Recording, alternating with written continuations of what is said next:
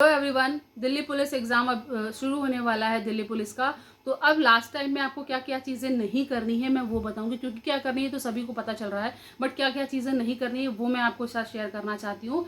क्योंकि आपको इस समय बहुत ज़्यादा परेशान होने की नीड नहीं है कि हम क्या पढ़ें क्या नहीं, क्योंकि आपका सिलेबस ऑलरेडी पहले ही कंप्लीट कर चुके होंगे और बहुत सारे ऐसे एस्पिरेंट्स होंगे जो बिगनर्स होंगे, तो स्पेशली उनके मैं बता दूँ कि आपको क्या क्या चीज़ें नहीं करनी है। सबसे पहले आपको पैनिक नहीं होना है, परेशान नहीं होना है, आपको रिलैक्स रखना है अपने माइंड को और कामली अपना रिवीजन करना है, सिर्फ और सिर्फ रिवीजन, नई कोई भी चीज़ नहीं पढ़नी है। मैथ्स में आप ज़्यादा से ज़्यादा फॉर्मूले रिवाइज करो। आप मैथ्स में कोई नया क्वेश्चन नहीं लगाओगे, किसी नए टाइप का क्वेश्चन नहीं सीखना, क्योंकि फिर वो आपको इतनी कम समय में समझ में नहीं आएगा ज़्यादा अच्छे से। हाँ, प्रीवियस ईयर क्वेश्चन के बेस पर आप लगा सकते हो, आपने पहले लगाया भी होगा, लेकिन अब आपको कुछ नया पढ़ने की ज़रूरत नहीं है किसी भी सेक्शन में, क्योंकि हो सकता है कि वो आपको थोड़ा प्रॉब्लम भी कर सकता है। क्योंकि जैसे मैंने था तो मैं 8 से 10 घंटे पढ़ती ज़रूर थी, लेकिन मैंने क्या किया था लास्ट टाइम में रिवीजन जो मैंने पढ़ा था सिर्फ उसी को बार बार रिवीजन करी थी, नया पढ़ने की कोशिश नहीं करी थी ज़्यादा।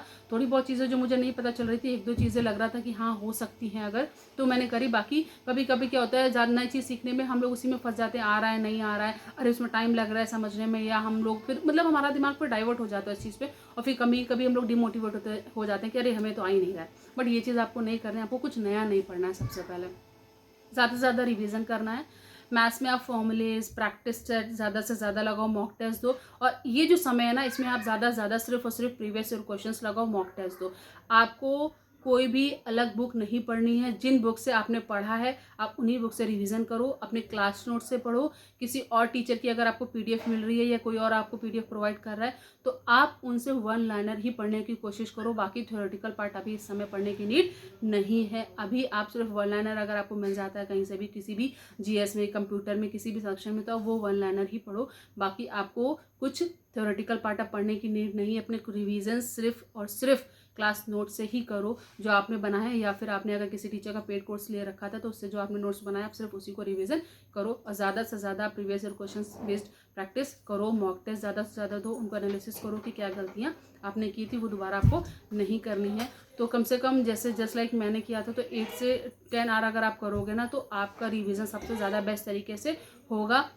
और आपको यहाँ पर एक ये भी चीज़ करनी है कि आपको स्पेशली एक चीज़ ध्यान रखनी है कि आप जब पेपर देने जाओगे तो वहाँ पे क्या क्या चीज़ें, सबसे पहले जब आप वहाँ एंटर करोगे, एडमिट कार्ड दोगे, चेकिंग होगी, ये सब जब हॉल में बैठ जाओगे ना, वहाँ पर आप बस एक चीज़ करना कि अपने माइंड को शांत रखना। वहाँ पर आप पैनिक मत होना, आपको पैनिक होने की नीड नहीं है। आप जब पेपर स्टार्ट हो जाएगा तो सबसे पहले वो सेक्शन अटेम्प्ट करने की कोशिश करना जो आपको आता है।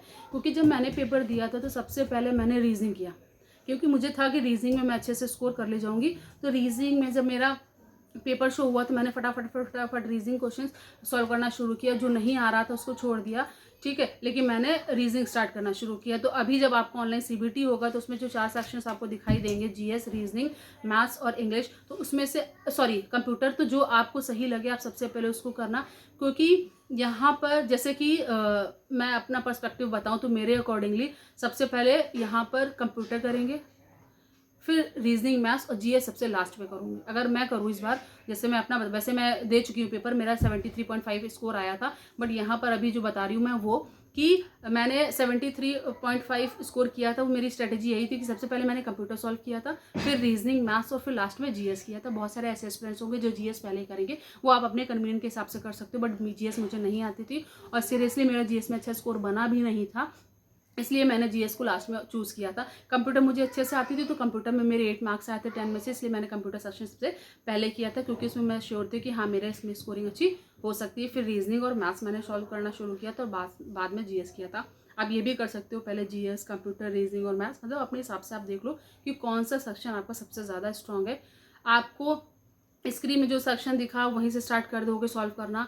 तो कभी कभी क्या होता है, हम लोग सबसे पहले मान लो रीजनिंग, मैथ्स में से अगर हम लोग ट्रिकी है तो उसमें ही फंस जाएंगे, फिर आगे के क्वेश्चंस कभी कभी हम लोग के रह जाते।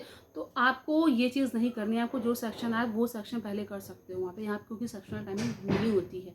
इसलिए ये चीज़ मैं आपको बताना चाहूँगी कि आप अपने अकॉर्डिंग जो आपका सब्जेक्ट सबसे अच्छा और स्ट्रॉन्ग हो आप उसको पहले करने की कोशिश करना, जिससे कि आप ज़्यादा से ज़्यादा समय बचा सको अपना रीजनिंग और मैथ्स के लिए, क्योंकि उसमें आपको कैलकुलेशन भी करनी होगी। तो जो मैंने पेपर सॉल्व किया था उसमें मैंने कंप्यूटर किया था, फिर रीजनिंग किया था, और रीजनिंग में भी मेरा 25 में 23 स्कोर आया था। 25 में 25 नहीं कर पाई थी क्योंकि मेरा एक कोडिंग डिकोडिंग का और एक डायग्राम से रिलेटेड क्वेश्चन आया था, वो मेरा रॉन्ग हो गया था।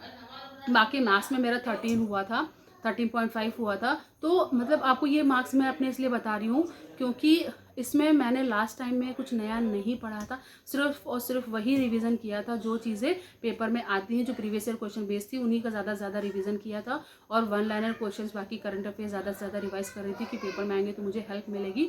और लास्ट टाइम में मैंने कम से कम 8 से 10 घंटे तो पढ़ती थी रेगुलर कि इतना मुझे पढ़ना है। बाकी मैं मॉर्निंग में उठती थी, सबसे पहले रिविज़न करती थी जीएस का, बाकी जो लर्निंग पार्ट था उनका मॉर्निंग टाइम पर रिविज़न करती थी। और रात को सोने से पहले ज़्यादा से ज़्यादा क्या करती थी मैं, प्रैक्टिस रिटर्न। क्योंकि कभी कभी क्या होता है, मतलब मैं अपना बता रही हूँ पर्सपेक्टिव, कि मुझे ऐसा लगता था रात में मैं लर्न करती थी तो मुझसे लर्न नहीं होता था, या फिर मुझे स्लीपनेस लगने लगता था, नींद से आने लगती थी। तो मैं रात में प्रैक्टिस करती थी, रिटर्न मैथ्स की है, रीजनिंग की है, नोट्स बना लेती थी।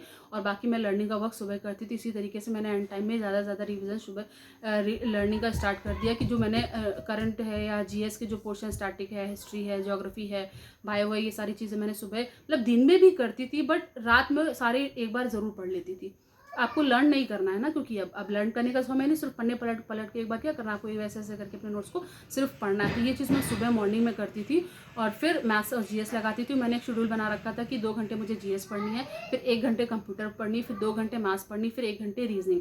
इतना पढ़ लिया, रिविजन कर लिया, उसके बाद फिर 1 घंटे प्रीवियस ईयर क्वेश्चंस लगाने, फिर 1 घंटे मॉक टेस्ट देने। इस तरीके से मैंने अपना एक टाइम रूटीन फिक्स कर रखा था। और मैंने अपने शेड्यूल को फॉलो किया, फिक्स टाइम पे फॉलो किया, कौन आ रहा है कौन जा रहा है इन सब चीज़ों को अवॉइड किया। उस समय मतलब लास्ट टाइम में सिर्फ और सिर्फ मैंने अपने स्टडी और अपने रिवीजन पे फोकस किया, तभी मेरे 73.5 मार्क्स स्कोर हुआ था। तो जो भी एस्पिरेंट्स हैं ना, जो तैयारी कर रहे हैं, वो बहुत अच्छे से प्रिपरेशन करें और ज़्यादा से ज़्यादा रिवीजन करें। अगर आपको कोई क्वेरी है या फिर किसी बुक की पीडीएफ चाहिए या अभी करंट की पीडीएफ चाहिए तो आप कमेंट बॉक्स में कमेंट कर सकते हो, मैं आपको उसकी हेल्प करूँगी। Thank you. Please like, share and subscribe my channel.